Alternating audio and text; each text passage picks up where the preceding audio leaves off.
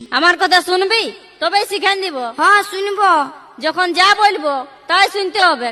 লে, যা বলবো সেটাই গাইবি। হ্যাঁ। লে, শুরু করছি। পীড়িত করেলে সজনী সময়